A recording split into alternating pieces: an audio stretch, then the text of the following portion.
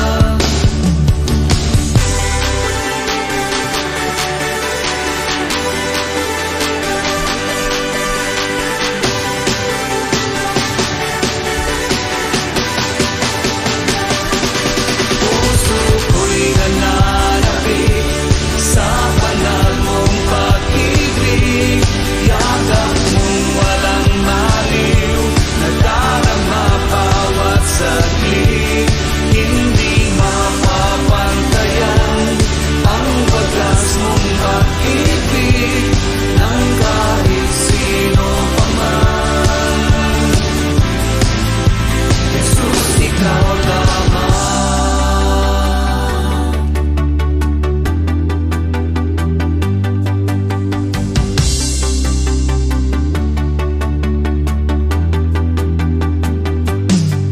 Pinatunayan mo kapangyarihan mo, pinatunayan mo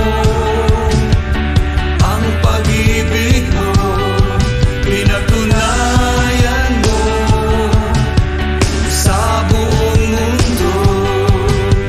Ikaw lamang ang Diyos, buhay ka, totoo.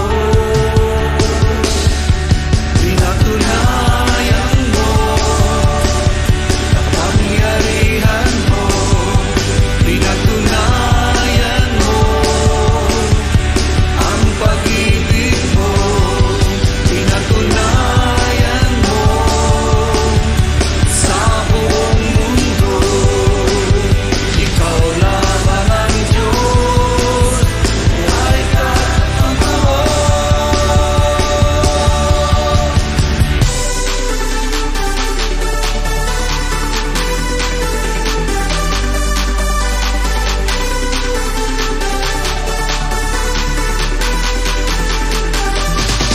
Puso ko'y nananabik sa banal mong pag-ibig, yakap mong walang haliw, nadarama bawat saglit. Hindi mapapantayan ang wagas mong pag-ibig ng kahit sino pa man. Jesus, ikaw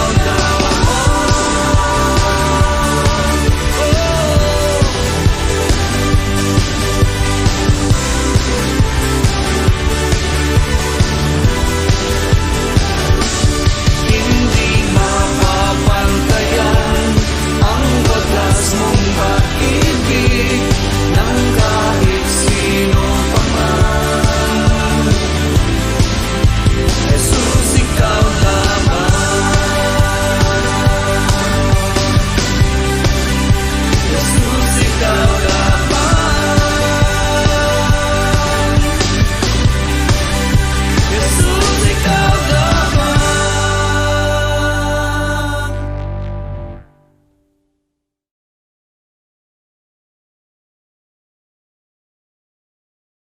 Isa pong magandang umaga sa ating lahat, mga kapatid.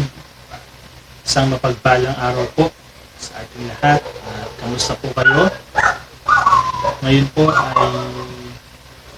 tayo po ay makikinig po muli ng salita ng Diyos. At bago po tayo makinig ay tayo muna po ay saglit na manalangin. Let us all pray po. Aming Ama at Panginoon Jesucristo, Banal na Santong Espiritu, salamat po sa kabutihan mo po at katapatan. Kami po ay napapakumbaba po sa inyong harapan na humihingi pong patuloy, Panginoon, ng inyong habag at awa, Panginoon, sa kapatawaran sa aming mga kasalanan, Panginoon. Patawarin niyo po kami, Panginoon, dahil po ng pagpapatawad namin sa mga nagkakasala po sa amin. At patuloy niyo nga po kami hugasan at linisin po ng inyong banal na dugo. Linisin niyo po kami, Panginoon, upang maging karapat-dapat po kami, Panginoon. At bilangin po namin, Lord, samahan niyo po kami, turuan, kaya mo po ang iyong banal na Espiritu ang aming maging tagapagturo, to guide us in all truth, and to teach us and remind us of everything you have said to us. Pinapalayas po namin ang anumang gawa ni Satan sa pangalan niyo po, Panginoong Jesucristo. Sa pangalan niyo po, Panginoong Jesucristo. Sa pangalan niyo po, Panginoong Jesucristo. Ay bilangin namin na patuloy po kami patnubayan at tubuan. At hayaan niyo po ang salita niyo po ay malaya pong maihayag. At ang patutuhanan niyo po ang siya namin mapakinggan. At tulungan niyo po kami na ito po ay lalo namin maisang buhay, Panginoon. Salamat po. Ito po ang aming dalangin sa pangalan niyo po, Panginoong Jesucristo.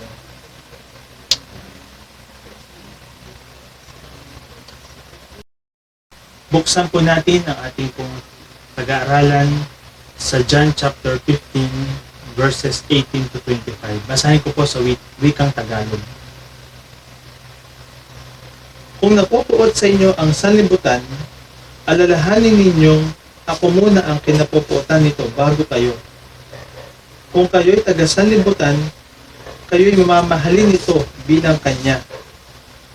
Ngunit hindi kayo taga-sanlibutan, kundi pinili ko kayo mula rito.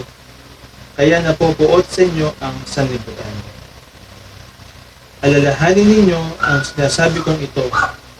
Walang aliping higit kaysa kanyang Panginoon. Kung ako'y inusig nila, uusigin din nila kayo. Kung sinunod nila ang aking sinabi, susundin rin nila ang inyong sasabihin. Subalit, ang lahat ng ito ay gagawin nila sa inyo dahil sa akin, sapagkat hindi nila kilala ang nagsugo sa akin. Kung hindi ako naparito at nagsalita sa kanila, hindi sana mapapatunayang nagkasala sila. Ngunit ngayon wala na silang may dadahilan sa kanilang kasalanan. Ang napopuot sa akin ay napopuot din sa aking Ama. Kung hindi ko sana ginawa sa kanilang kalagitnaan ang mga gawaing hindi pa nagawa ninuman, wala sana silang kasalanan. Ngunit nakita nila ang aking mga gawa't subalit sa kabila nito'y kinapuotan pa rin nila ako at ang aking Ama. Subalit nangyari ito upang matupad ang sinasabi sa kasulatan, napopuot sila sa akin ng walang dahilan. Purihin po ang Panginoon sa pagkabasa po ng kanyang salita.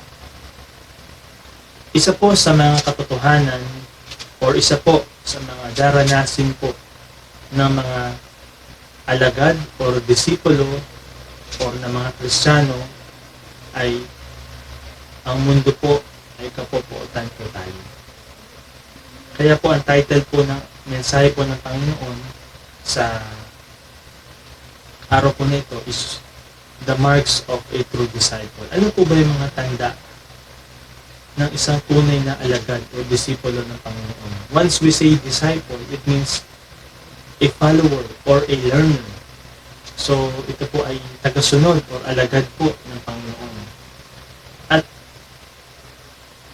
bakit po ang mga alagad ng Panginoon ay kinapupuotan po ng mundo or ng sanlibutan ito? It is because this world is controlled by the evil one. Ang nagahari po sa mundong ito ay walang iba kundi si Satan. Mababasa po natin yan sa 1 John chapter 5 verse 19. Ating pong buksan.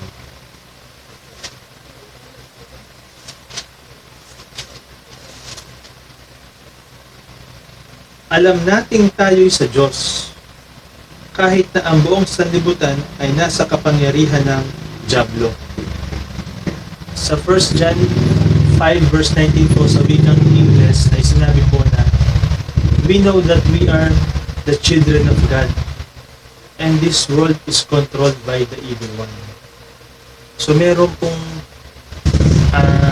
nagko-control o ang mundo pong ito, ang sanlibutan ito ay nasa kapangyarihan po ng masama or ng dyablo, the evil one.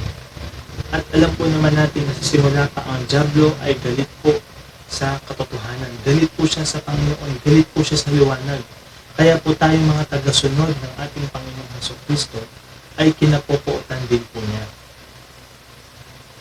Sabi nga po ng John chapter 8 verse 31, ating pong basahin, sinabi naman ni Jesus sa mga Hudyong naniniwala sa Kanya, kung patuloy kayong susunod sa aking turo, kayo nga'y tunay na mga alagad ko. So ang mga tao pong patuloy na sumusunod sa turo ng Panginoon, sa teaching po ng Panginoon, ay ang matatawag na alagad, or sabi ko sa English ay truly, you are my disciples, or really, you are my disciples. If you keep on to my teaching, if you hold on to my teaching, kung kayo po ay sumusunod sa aking mga turo. So, ang mga tao po o ang mga Kristiyano na sumusunod sa Panginoong Jesucristo, ang tunay na disciple ng Panginoon, ay talagang kinapupuotan po ng mundong ito. At ang mundo pong kasi ito ay nasa kapangyarihan ng Diablo. And He is the prince of this world. Masarap ba na tayo po ay kinapupuotan ng mundo? Or masarap ba if the world hates us? Hindi. Pero isa po ito sa cost sa pagsunod sa ating Panginoong Jesucristo.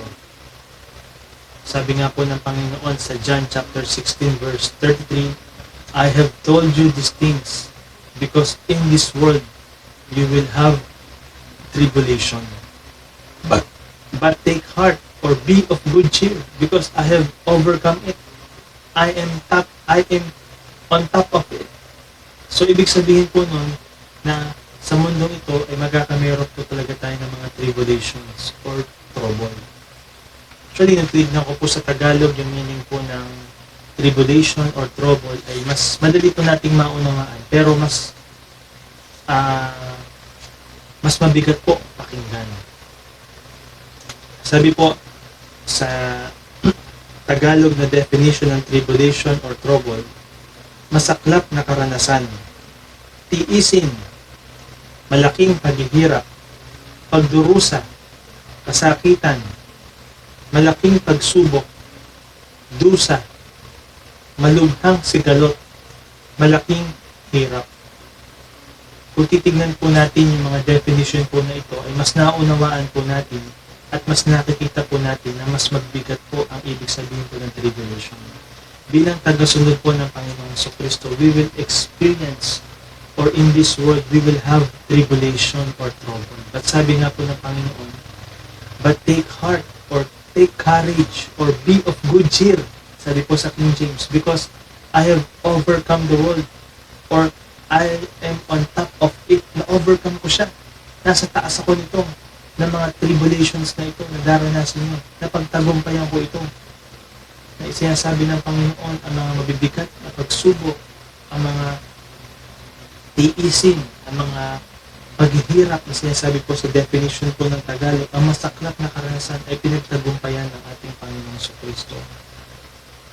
Kaya po pinakalakas po tayo ng Panginoon. Binibigyan po niya tayo ng courage upang tayo man din ay huwag manghinawa o huwag pong mawala sa ating pananampalataya at sa bilang tagasunod ng ating Panginoon. Ito po ay daranasin or cost po ng mga sumusunod talaga po sa Panginoon. Kaya po, sabi po dito ay itong tribulation na ito ay hindi po dahil ito kung sa anumang dahilan. Ito po ay dahil sa ating pagsunod sa ating Panginoong Jesucristo. Mga kapatid, kung ang mundo o ang sanlibutan ito, ang mga tao na wala pang relasyon sa ating Panginoong Jesucristo ay natutuwa sa atin o na-i-entertain sa atin, isa lang po ang ibig sabihin. Tayo po ay nakikiayo sa takbo ng sanlibutan ito. Sabi nga po ng John chapter 15 verse 18 or 19a, kung kayo'y taga-sanlibutan, kayo'y mamahalin nito bilang Kanya. The world will love you as its own. Kung kayo'y taga-sanlibutan, mamahalin kayo nito bilang Kanya. Kaya tayo mga Kristiyano, mga kapatid, tayo mga alagad ng Panginoon, ang mundo po, sa madaling sabi, ay hindi po natutuwa dapat sa atin. Dahil kung ito po ay natutuwa sa atin, tayo po ay kinagigiliwan ng mga taga-sanlibutan, tayo po ay ang sanlibutan ay na-entertain sa atin, o tayo po ay natutuwa sa sanlibutan, tayo po ay na-entertain sa sanlibutan, isa lang po ang ibig sabihin nun. Tayo po ay nakikiayon sa takbo ng sanlibutan ito. Kaya bilang alagad po ng ating Panginoon, the true disciple of the Lord Jesus Christ, number 1 po na marks ay ang mundo po ay napupuot sa atin. This world hates us. At tayo po na tagasunod po ng ating Panginoong Jesucristo ay hindi po taga dito sa sanlibutan. Yun po ang katotohanan. Nasabi po ng Panginoong Jesucristo sa John chapter 15 19b, yung kasunod po, ngunit hindi kayo taga-sanlibutan, kundi pinili ko kayo mula rito, kaya napupuot sa inyo ang sanlibutan. Isa po ito sa reason kung bakit nagagayat po sa atin ang taga-sanlibutan. Because tayo po ay inalis ng Panginoon sa buhay na makamundo, sa buhay na makasanlibutan, upang maging sa Kanya. He has chosen us out of this world, sabi po sa English. Kaya po ang mundo po ay nagagalit po sa atin. Maalala ko po, nung tayo po ay maging unang beses na maging Kristiyano, na tayo po ay galak na galak, tayo po ay may joy, may kapayapaan, na atin pong nakilala ang Panginoong Kristo, atin pong nahanap ang Panginoong Kristo, nakatagpo po natin ang Panginoon. Alam niyo po yung katotohanan na pag sinabi mo po ito sa mga tao, sila po ay natatawa, ang iba po ay parang wala lang, and later on, sila po ay totally magagalit po sa atin. Kaya po tayo po ay pinili po ng Panginoon na ialis sa sanlibutan ito upang maging sa Kanya. Sabi nga po ng Panginoon sa Kanyang prayer, specifically sa mga disciples po niya, yung Kanyang mga tagasunod po that time, ay pinanalangin po niya ito sa John chapter 17, verses 14 to 16. Ating pong basahin. I have given them your word, and the world has hated them. For they are not of the world anymore than I am of the world. My prayer is not that to take them out of the world, but that to protect them from the evil one.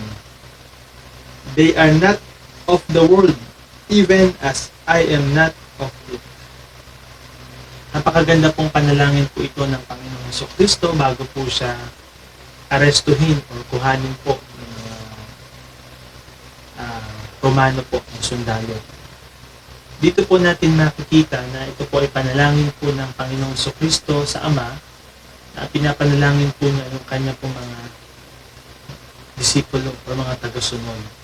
Nang sabi po niya na naibigay ko na sa mga alagad ang salita, ngunit the world has hated them. Dahil hindi na sila taga-sanlibutan. Tulad ko rin na hindi na taga-sanlibutan. Ngunit sabi ng Panginoon, hindi ko pinapanalangin kunin mo sila mula sa sanlibutan, kundi protect them from the evil one. Dahil hindi na sila taga rito, kagaya ko rin na hindi na taga dito sa sanlibutan. Napakaganda po na ang ibig sabihin po ng Panginoong Kristo ay yung mga sistema o gawa o gawain ng mundong ito ay hindi na rin po ginagawa ng kanyang mga alagad. So, at bilang nasa mundo na under po ng control ng evil one, napakahalaga po na lagi po natin ipanalangin na to protect us from the evil one. Kagaya po ng panalangin ng Panginoon sa kanyang mga disciples. At turo din po ito ng Panginoon sa the Lord's Prayer. Lead us not into temptation and deliver us from the evil one.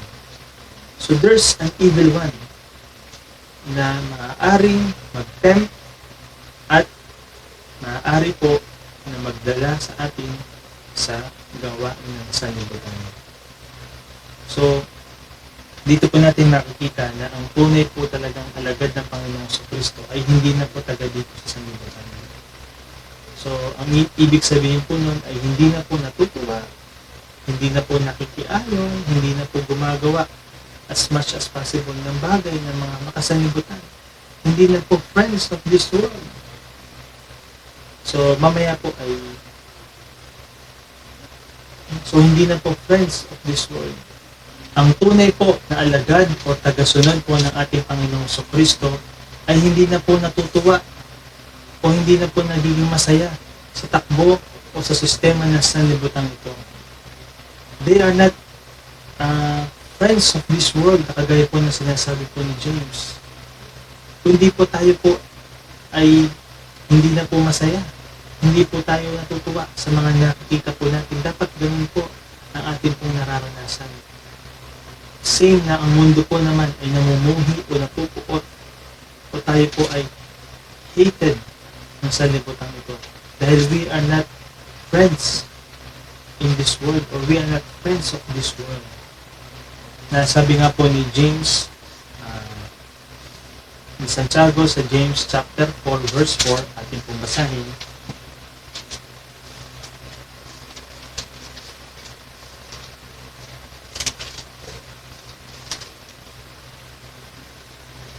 You adulterous people, don't you know that friendship with the world is hatred toward God? So makikita po natin na in-address po ni Santiago ang mga kausap po niya dito sa sinulatan po niya ng mga Hudyo, na sinabihan po niya na you adulterous people. Kung bakit po niya sinabi na adulterous people ay dahil ito po yung mga tao na nag-claim na sila po ay Kristiyano, sila po ay sa Panginoon, ngunit gumagawa naman ng mga bagay na pakasanlibutan. So, meaning to say, they are not loyal. Hindi lang po parang sa isang mag-asawa ay sinasabi po nila na isa lang po yung kanilang mahal, ngunit pagtalikod naman ng kanilang asawa ay meron din po silang ibang mahal. So, kaya tinawag po silang adulterous people. Sinasabi ng Panginoon na sinasabi ninyo na kayo ay sa Panginoon, ngunit gumagawa ka rin kayo ng mga bagay na makasanlibutan. Kaya tinawag sila ng Panginoon, you adulterous people. Don't you know? Kaya sinabi niya, hindi ba ninyo alam that friendship with this world is hatred toward God? At kasunod po noon ay sinabi po ni James na anyone who chooses to be a friend of the world becomes an enemy of God. Sino mang pumili, sino mang mag-choose na maging friends ng sanlibutan ito ay nagiging kaaway po ng Diyos. Kaya alam niyo po mga kapatid, isa po sa mga promises po that Jesus made sa mga Kristiyano is number one po natin ma-experience po is social conflict or social opposition. Or sa madaling sabi po is social hostility. Talagang mararanasan po natin na magkakameron tayo ng conflict or this world will oppose us. Yan po ang isang marks ng true disciples po ng ating Panginoon. At makikita po natin yan sa buhay po ng ating Panginoon Jesucristo bilang ating sinusundan. Ano po pa ang ibig sabihin ng world or ng sanlibutan na lagi po natin napapakinggan dito po sa ating pag-aaral ngayon? Let me read to you po ang best definition po ng salitang world or sanlibutan. World or ang sanlibutan, it is a godless society of unbelieving men and women reigned over by Satan himself, in which we have to live. And every part of the human society is under the reign of Satan. And that's why so much keeps going wrong. When man tries he will, he can never put it right. Ito raw po ay isang talagang godless society ng mga unbelieving, ng mga babae at lalaki na ang nagre-reign po ay walang iba nga po kundi si Satan, sa kagaya po ng ating nabasa na in which we have to live in this world. Narito po tayo sa sanlibutan ito, and it is a real test para po sa ating mga Kristiyano. At makikita din po natin sa definition na every part of society or every part of human society is under the reign of Satan. So, kaya po magtataka po tayo na talagang ang tao po ay talagang nagpipilit pong baguhin ang mundo, mabago ang ating mundo. Talagang we elect yung mga dapat natin i-elect na mga kandidato, pero it will never happen. It will never happen. alalahanin po natin mga kapatid na this world ay lalo pong sasama habang lumalapit po ang pagdating ng ating Panginoong Kristo. Sapagkat kung hindi po natin mararanasan na ang mundo po ay sasama, hindi po natin maiisip na kuhanin po tayo ng ating Panginoong Kristo. Kaya nga po sabi po dun sa Lucas na pag nakikita po natin ng mga bagay na nangyayaring ito, na lalo na po yung mga madami pang signs ng mga huling araw, ay tayo po ay magsaya sapagkat ang ating kaligtasan at ating redemption o pagtutubos ng Panginoon ay nalalapit na. Sapagkat hindi po natin nanaisin na kuhanin tayo ng Panginoon, na siya po ay intay nating bumalik kung ang mundo pong ito is pabuti na pabuti. Kaya po this world is reigned by Satan. Siya po ang naghahari sa mundo ito. Nasa ilalim po ito ng kanyang kapangyarihan. At tayo po ay dapat mag-ingat sa takbo ng sanlibutan ito, sa sistema ng sanlibutan ito. Kaya sabi ng Panginoon, hindi na po naman ipinapanalangin yung mga alagad ko na kuhanin mo po, Ama, mula dito sa sanlibutan ito. Kundi protect mo sila sa evil one. Alalahanin po natin na meron pong masama o evil one na pwede pong mag-tempt sa atin. And it is a dirty world, a satanic world, a world that will not like you because you are a Christian. And that's why people don't like you anymore. Totoo po yung mga kapatid na ito pong mundong ito, huwag po nating naisin na tayo po ay magustuhan. Lalo na po tayong sumusunod sa Panginoong Kristo. Mamupuot po ang sanlibutan ito sa atin. Dahil sa pagsunod po natin sa ating Panginoong Kristo. Sa turo po ng ating Panginoon ay makikita po natin na ang world or sanlibutan at ang church or the believers are two different societies that will never be the same. Na ang sanlibutan at ang mananampalataya ay dalawang societies na hindi pwedeng pagsamahin. They can never be mixed or they can never be combined. No compromising, no overlapping. Because when you belong to Christ, you are not of the world anymore. So kung tayo po talaga ay belong po sa mundo, sabi po ng Panginoon, ay mamahalin po tayo ng sanlibutan. Pero tayo nga po ay pinili na ng Panginoon, yung talagang tunay na sumusunod sa Kanya. Ay pinili na niya out of this world.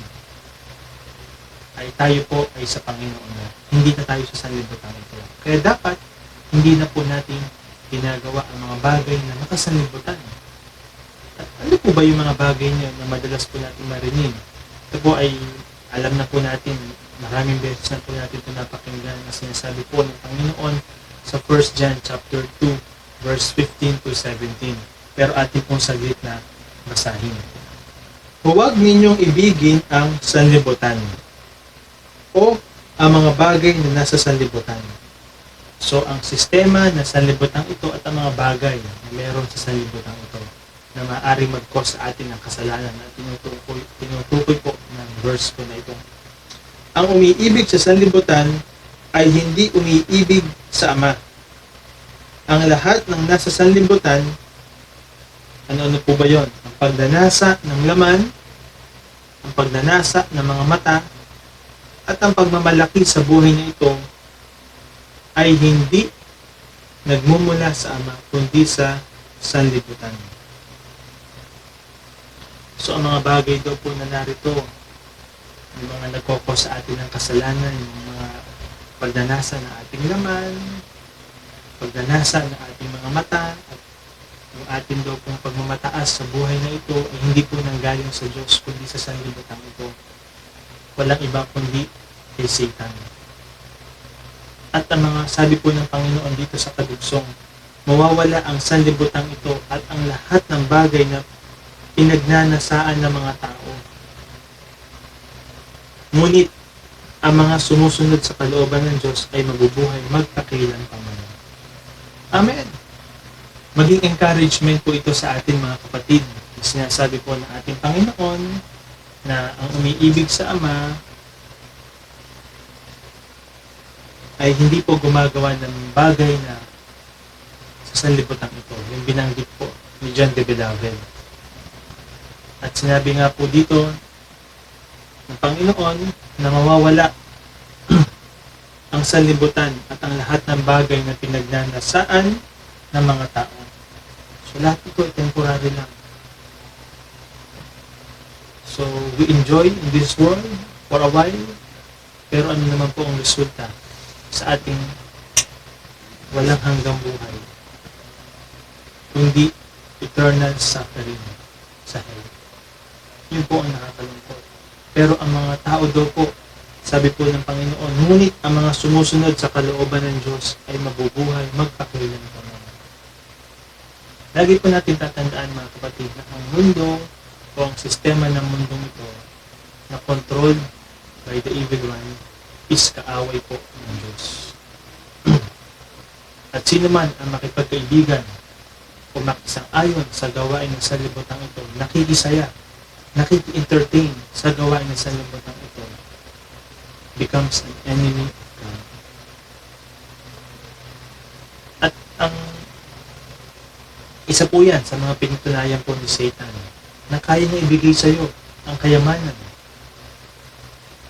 ng sanlibutan ito kung sasamba ka sa Kanya. Sinabi po yun ni Satan nung tinutokso po niya ang Panginoong Jesucristo sa Matthew chapter 4. Atin mong basahin saglit. Mateo chapter 4 verse 8 hanggang 9 po. Pagkatapos, dinala siya ng dyablo sa isang napakataas na bundok at ipinakita sa kanya ang lahat ng kaharian sa daigdig at ang karangyaan ng mga ito. The splendor. Pinakita po ni dyablo ang karangyaan ng daigdig na ito. Sinabi ng dyablo sa kanya, ibibigay ko sa iyo ang lahat ng ito kung magpapatira ka sa akin. Kaya't sumagot si Jesus, lumayas ka Satanas, sapagkat nasusulat, ang Panginoon mong Diyos ang dapat mong sambahin, at siya lamang ang dapat mong paglingkuran. Pagkatapos, iniwan siya ng dyablo, dumating naman ang mga anghel at siya'y pinaglingkuran nila. So makikita po natin dito yung temptation po ni Satan sa Panginoong Jesucristo na hindi po siya nagtagumpay. Na ang kanya pong ipinapangako o sinasabi po ay bibigay niya ang karangyaan, ang kaharian ng daigdig na ito at ang karangyaan nito na kaya po niyang ibigay sa mga taong sumasamba sa kanya. Kaya nga po kung mapapansin po natin na in terms lang po ng mga mostly na mayayaman is yung mga nasa illegal. Kaya nga po minsan may biro po yung pastor na napakinggan ko na mabuti pa raw po yung mga waiting lord. Kaya mararami daw pong kayamanan. Mabubuti pa raw po yung mga drug lord. Isa pa rin sa mga marami pong kayamanan. E paano naman daw po yung mga praise the Lord. So, ito po isang biro lang na talagang tayo po ay hindi po dapat nating nasain ang mga bagay sa sanlibutan ito. Sila po, kaya po nila itong matamasa. Kaya po nila itong makamtan. Because they are tempted by the evil one. Kaya po ito ibigay sa kanila ng evil one. Pero tayo po, na mga sumusunod sa Panginoong Jesucristo, na alagad ng Panginoong Jesucristo, ay dapat hindi po nakikiayos sa libutan ito. In this world, ay namumuhi po sa atin. Kinapopuotan po tayo. Dito po natin makikita na if you belong to Christ, you are not of the world anymore talaga po. na kagaya nga po ng sinasabi po ng 2 Corinthians chapter 6 verse 14, ating pong basahin, huwag kayong makisama sa mga di sumasampalataya na para bang kaparehong ninyo sila. Maaari bang magsama ang katwiran at ang kalikuan? O kaya'y ang liwanag at ang kadiliman? Maaari bang magkasundo si Kristo at ang diablo? Ano ang ugnayan ng sumasampalataya sa di sumasampalataya? O di kaya'y ng templo ng Diyos sa Diyos-Diyosan? Hindi ba tayo ang templo ng Diyos na buhay? Siya na rin ang may sabi, nananahan ako at namumuhay sa piling nila, ako ang magiging Diyos nila at sila'y magiging bayan ko. Kayo't lumayo kayo sa kanila, humiwalay kayo sa kanila, sabi ng Panginoon. Iwasan ninyo ang anumang marumi at tatanggapin ko kayo. Ako ang magiging ama ninyo at kayo magiging mga anak ko, sabi ng Panginoon makapangyarihan sa lahat. So nabanggit po niya ito sa Revelations din po. Sa pag-introduce po niya o yung glimpse ng the kingdom of God. At sabi nga po, kaduksong, mga minamahal, yamang ipinangako sa atin ang mga bagay na ito, alisin natin sa ating sarili ang lahat ng nakapagpaparumi sa ating katawan at sa ating espiritu. Sikapin natin mamuhay na may ganap na kabanalan at paggalang sa Diyos. So dito po natin makikita na tayo pong mga sumasampalataya o disipulo o Kristiyano ng Panginoon ay hindi po talaga pwedeng makiayon sa takbo ng sanlibutan ito. So, hindi po tayo pwedeng makisama sa mga di sumasampalataya. So, sa madaling sabi, madaling paliwanag, ay iba po ang nakikisama sa nakikisama. So, hindi po tayo pinagbabawalan ng Panginoon na makisama sa mga di sumasampalataya. Bagkus ang nais niya ay tayo po ay maging witness na sila pa po yung nangangailangan. Sabi nga ng Panginoon, it's not the healthy who need a doctor, but yung mga sick, yung may mga karamdaman.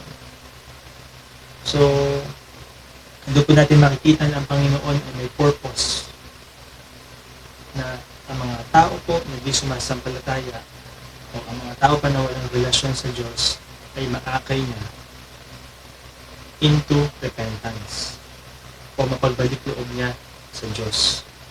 So, dito po natin makikita na iba po yung nakikisama sa nakikisama. Yung nakikisama ay yung nakikiayon po sa gawain ng sanlibutan. At yun po yung dapat na isa pong bagay na hindi po dapat natin gawin tayo mga disipulo po ng Panginoon. Pangalawa po is about persecution.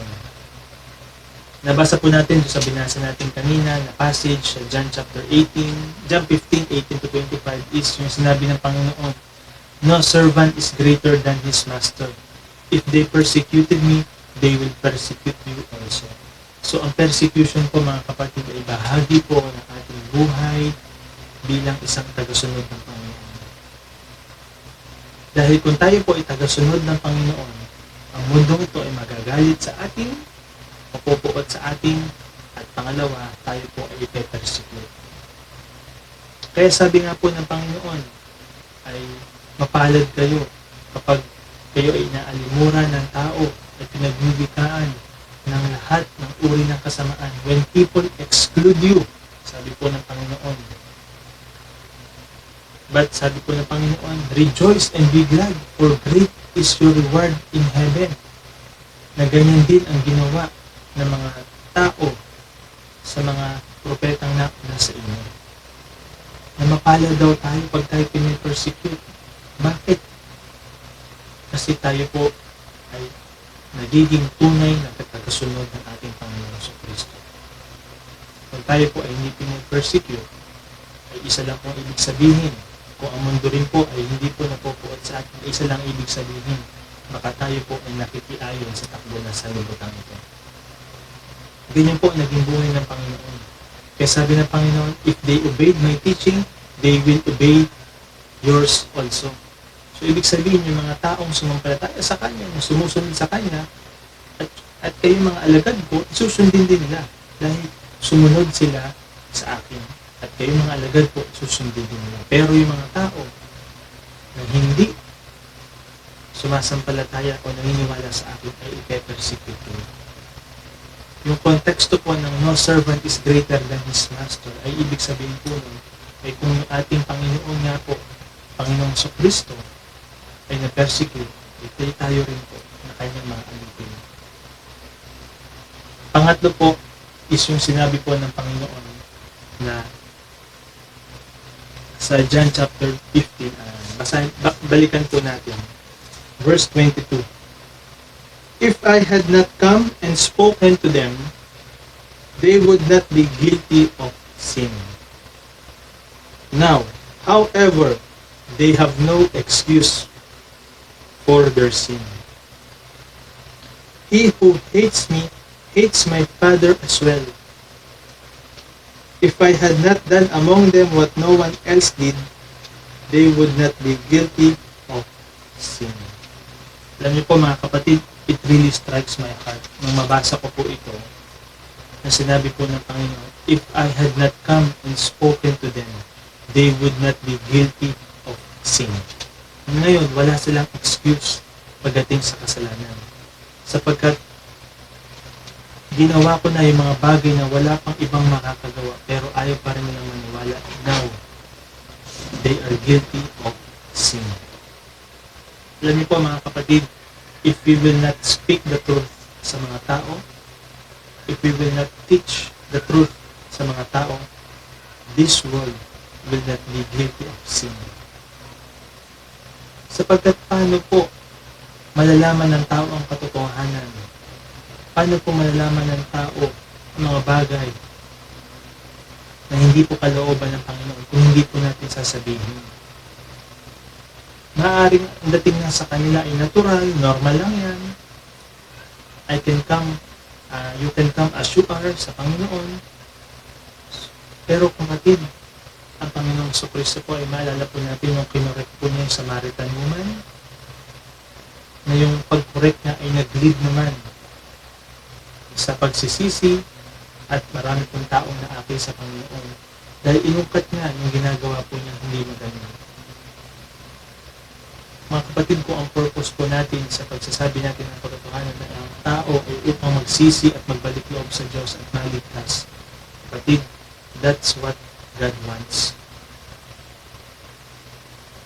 Kaya nga po, napakahalaga po na itinuturo po natin sa mga tao yung mga kalooban ng Diyos, yung mga kautusan ng ating Panginoong Kristo, upang malaman po natin o malaman ng mga tao na this world is guilty of sin. At kung tayo rin naman po naranasan natin before yun, na akala natin okay na, akala natin mabait tayo, akala natin tama na yung ginagawa natin, but malaman natin ang salita ng Diyos, nakita natin na guilty rin pala po sa kasalanan. Yun po ang kailangan natin mga kapatid, that we are willing to speak the truth. Yun po ang pangatlo. We are willing to speak the truth. At sa buhay ng Panginoong Kristo, ang sabi po ng Panginoon na but now they have seen these miracles and yet they have hated both me and my Father, but this is to fulfill what is written in their law. They hated me without a reason. Hindi po naging madali ang buhay po ng Panginoong Kristo sa mundo po ito. At tayo pong kanyang mga alagad ay pinapaalalahanan ng Panginoon. If we keep on obeying His teaching, we are truly or really His disciples. Kaya mga kapatid, nawa po ang mga bagay na nabanggit po ng Panginoon, na ituro sa atin ng Panginoon, na ituro sa atin ng Panginoon. Lahat po tayo ay tinuturuan ng Panginoon dito. Hindi lamang po ito para sa inyo, kundi para sa akin, sa amin. Ay idalangin po natin sa Panginoon na tulungan po tayo ng Banal na Espiritu upang patuloy tayong makalakad, makasunod sa Panginoon. Mga kapatid, tayo po ay manalangin.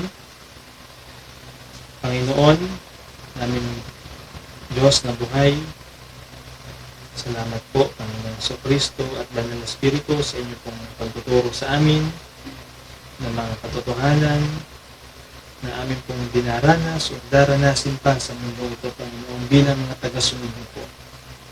Pero kagaya nga po ng inyo pong mga paalala sa amin na great is our reward in heaven. That this world ay hindi po talaga pleasing sa aming mga nagnanais sumunod sa inyo, Panginoon. Nagnanais sumunod sa inyong kalooban. Pero ang pangako niyo po ay buhay magpakailan pa namin. Lord, help us na mas nakita po namin ito. Tulungan niyo po kami, Banal na Espiritu, na maisagawa ito. Puspusin niyo po kami, Panginoon. At patuloy ka namin mahanap at makita po, Panginoon. Salamat po sa biyaya niyo po at habag sa amin. Ito po ang aming dalangin sa pangalan ng Panginoon sa Kristo. Amen. Yun lamang po. At salamat po. Pagpalain po tayo ng ating Ama, ng Panginoon sa Kristo at ng Banal na Espiritu sa pangalan ng ating Panginoon sa Kristo. Amen.